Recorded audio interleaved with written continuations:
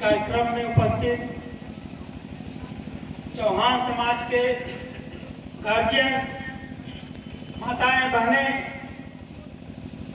और जनता क्रांति पार्टी के सभी पदाधिकारीगण, इस कार्यक्रम को सफल बनाने में लगे हुए हमारे वॉलंटियर कार्यकर्ता, आपका उत्साहवर्धन करने के लिए आजमगढ़ बलिया से आए हुए हमारे संगीत प्रेमी और आपकी सुरक्षा में लगी हुई पुलिस,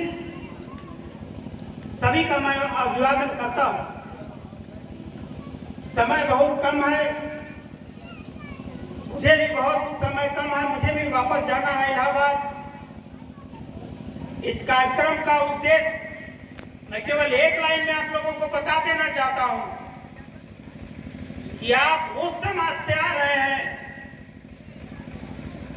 जिसका न तो इस प्रदेश में सम्मान है और न ही अधिकार मिल रहा। मात्र इसी संघर्ष को करने के लिए, प्रेरणा लेने के लिए, अपने महापुरुष को आदर्श बनाकर ये महायज्ञ कराया जा रहा है। जब तक हम अपना किसी को आदर्श नहीं मानेंगे, तब तक हमारे पास कोई शक्ति नहीं होगी, और जब तक हमारे पास कोई शक्ति नहीं होगी, हम कोई संघर्ष नहीं कर सकते।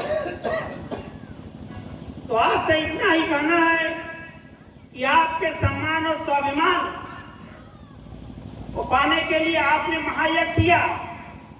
महायज्ञ करना आपके हाथ में है। जब चाहे, जितना चाहे उतना आप कर सकते हैं, लेकिन आपका इस देश में अधिकार, आपका इस प्रदेश में अधिकार, आपका इस तहसील में अधिकार, आपका इस जिले में अधिकार, आपका इस ब्लॉक में अधिकार, आपका इस क्षेत्र में अधिकार, आपका इस गांव में अधिकार क्या होता है, इसे आपको जानना चाहिए। और उस अधिकार को पाने के लिए आपको संघर्ष करना पड़ेगा। यदि आज ये संघर्ष आप नहीं करते हैं, आने वाली पीढ़ियां किसी और को दोषी नहीं कहेंगी, केवल और केवल आपको कहेंगी कि मेरे दादाजी, मेरे पिताजी, आप लोगों ने क्यों नहीं संघर्ष किया। अगर आप पहले संघर्ष करते तो हमारा अधिकार पहले मिलता। इन बातों को नोट कर लीजिए। आप यहाँ मौजूद हैं, आप अपने जहन में देखिए कि क्या चौहान समाज में कितने टीचर हैं, कितने लेखपाल हैं, कितने पुलिस हैं, कितने जज हैं, कितने डीएम हैं, कितने एसपी हैं, कितने विधायक हैं, कितने एमपी हैं। आखिर आप इस देश में रहते हैं, इस देश में आपका उतना ही हिस्सा है जितना औरों का है। इस देश की आजादी के बाद संविधान बना है। संविधान में साफ साफ लिखा गया है, जिसकी जितनी संख्या भारी उसकी उतनी हिस्सेदारी। यदि हम संख्या में भारी हैं तो हमारी हिस्सेदारी भी भारी होनी चाहिए। सपा का विधायक आएगा, वो अपने लिए वोट मांग के चला जाएगा। बसपा का विधायक आएगा, वो अपने लिए वोट मांग के चला जाएगा। बीजेपी का विधायक आएगा, वो अपने लिए वोट मांग के चला जाएगा। लेकिन आपके हिस्सेदारी और अधिकार की बात सदन में कोई कहने वाला नेता नहीं है। जितने भी नेता आते हैं जाके पिंजड़े में बंद हो जाते हैं। उस पार्टी का मुखिया जो चाहेगा वही होता है। हमारे समाज का जब तक नेता हमारी आवाज बन के सदन में नहीं पूछेगा, और वो तभी संभव है। हमारे समाज की बात उठाने के लिए सदन में सबसे पहले आपके पास एक झंडा होना चाहिए, एक डंडा होना चाहिए। जब तक आपके पास कोई झंडा डंडा नहीं होगा, तब तक आप अपनी आवाज बुलंद नहीं कर सकते हैं। और आप अपनी वोट की ताकत से जब अपने व्यक्ति को अंदर भेजेंगे, वो आपके कानून की बात करेगा, वो आपके अधिकार की बात करेगा। आपके सामने उदाहरण है, कल का मल्लाह जाति का संजय निषाद जाके अपने समाज की बात सदन में उठा रहा है। आपके सामने का राजभर ओम प्रकाश राजभर अपने समाज की आवाज जाके सदन में उठा रहा है। पटेल का बेटी एक महिला होके, एक लड़की होके पटेल की आवाज बन के सदन में उठा रही है, और उसके एमपी हैं, विधायक है, अधिकारी हैं, और वो अपने लोगों की सुरक्षा कर रहा है। आप यदि एमएलए को फोन करते हैं, किस लिए करते हैं? कि फला जगह हमारे समाज का शोषण हो रहा है, फला जगह हमारे समाज का अधिकार छीना जा रहा है, फला जगह हमारे समाज को सताया जा रहा है। कोई सुनने वाला नहीं मिलता है।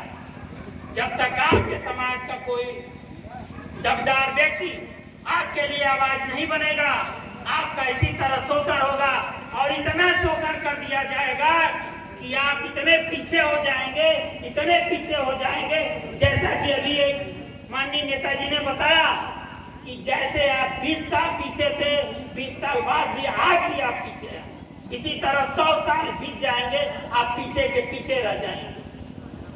ये समय है, ये जागने का समय है।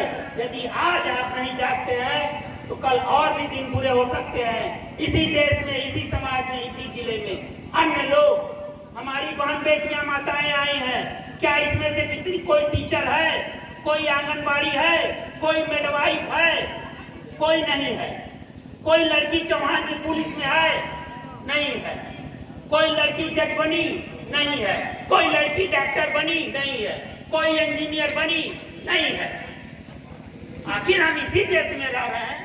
दूसरी बिरादरियां अपनी बेटियों को, अपनी बहुओं को, अपने बच्चों को आगे बढ़ा रहे हैं, उनके नेताओं को सपोर्ट करते हैं, जाके सरकार से बात करते हैं, उनकी फीस की सुरक्षा होती है, उनके रहने की सुरक्षा होती है, उनके शिक्षा की सुरक्षा होती है, तब वो आगे बढ़ रहे हैं।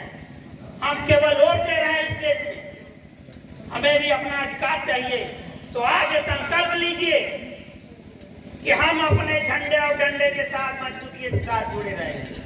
अगर हमें अपना अधिकार पाना है, अगर हमें अपना अस्तित्व जिंदा रखना है, तो हमें अपना, केवल अपना झंडा डंडा ढोना है और केवल अपने पार्टी को वोट देना है, तभी हम अपनी आवाज बुलंद कर पाएंगे।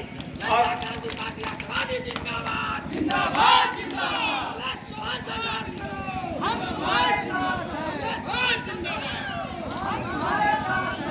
मैं आपको दावे के साथ कह रहा हूं, अगर 5 साल आप केवल अपनी पार्टी को वोट देते हैं, केवल अपनी पार्टी का झंडा ढोते हैं, 5 साल में इस देश और प्रदेश की सरकारें आपको सम्मान देने के लिए मजबूर हो जाएंगी, आपके नेता बनाने के लिए मजबूर हो जाएंगी, आपका अधिकार देने के लिए मजबूर हो जाएगी। यही संकल्प के साथ में मैं चाहता हूं कि आप लोग एक जोरदार नारा लगाइए, ताकि दूसरे गांव तक आवाज गूंजनी चाहिए। पृथ्वीराज चौहान अमर रहे, पृथ्वीराज चौहान अमर रहे।